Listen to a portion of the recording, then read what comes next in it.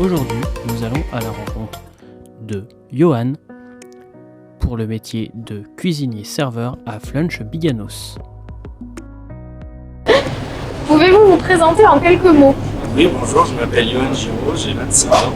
Je suis actuellement CDI à la cuisine centrale de Biganos, à la Masse. Suite à un licenciement économique le 31 décembre, je suis actuellement à la recherche d'un emploi. J'ai un BEP comptabilité, un titre professionnel vendeur spécialisé en magasin niveau 1 et un CAP cuisine en collectivité. Bonjour, je me nomme Rémi Rocher, je suis directeur du restaurant Flunch de Biganos depuis 2 ans. Je suis dans l'entreprise depuis une dizaine d'années. Voilà, j'ai préparé un diplôme de BEP Bac Pro et BTS Hôtellerie-Restauration. Très bien. Pouvez-vous nous présenter l'activité principale de votre entreprise et les conditions de travail? Tout à fait, donc nous on est un restaurant de libre-service, plutôt axé sur du petit prix et manger sans. Les conditions de travail chez nous, donc on travaille 7 jours sur 7, donc du lundi au dimanche, de 11h à 21h30. Donc les employés effectivement travaillent 7 jours sur 7, avec forcément 2 jours de repos dans la semaine, sur un planning tournant sur 4 semaines. Quels sont les différents postes de travail existants? Donc chez nous, en tant qu'employé polyvalent, il existe 8 métiers. Donc de la salle, du ménage le matin, la personne qui est en caisse, qui est aux fabrications chaudes, fabrication froide. Donc voilà, on a un ensemble de métiers, on embauche les personnes sous le statut d'employé polyvalent. Donc après, suivant les compétences ou les appétences de la personne, on va former plus ou moins ces postes. Quelles sont les activités qui vous sont confiées dans l'entreprise? Alors, je suis au froid, je prépare les entrées, les desserts, les légumes pour le chaud aussi. Je participe à la mise en place du buffet. Je participe aussi à la découpe des légumes, soit à la main avec un couteau, soit avec un robot. Je participe aussi au nettoyage.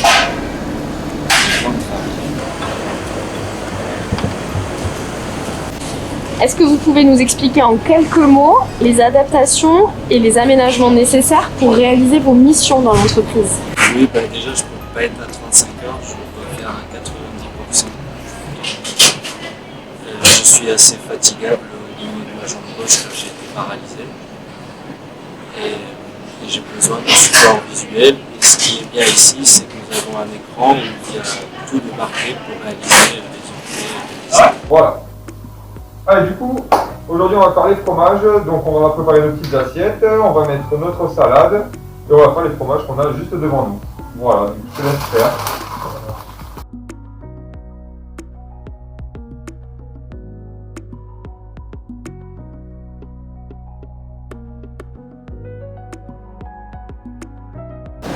Est-ce qu'il est nécessaire d'avoir des formations ou des diplômes pour exercer et pour travailler à Flunch? Alors c'est pas ce qu'on privilégie, nous on va plutôt privilégier le savoir-être. Après un diplôme, ça peut être un plus, mais c'est pas sur ça qu'on base notre recrutement. Comment est intégrée une personne en situation de handicap dans notre entreprise? Alors chez nous, on essaie de prendre les personnes en stage pour un peu définir le projet de la personne, savoir où elle serait le mieux sur le poste. Voilà. Dans l'idée, après, on essaie de mettre en place un tutorat. Voilà. Et après, on va adapter le poste suivant la personne.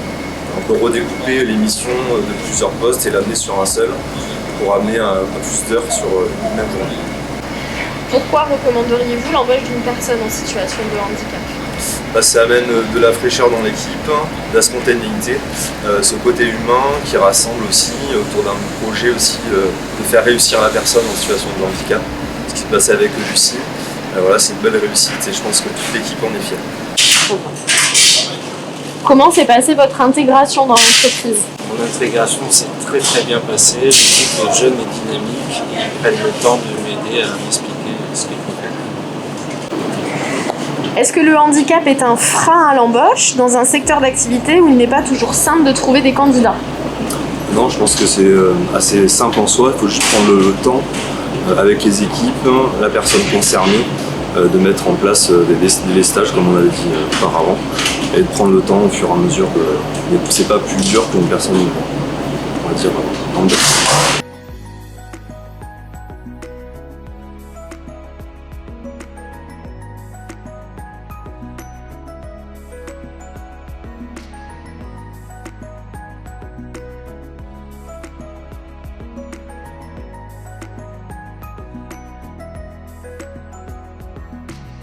Handicap et métier en tension, c'est donc possible.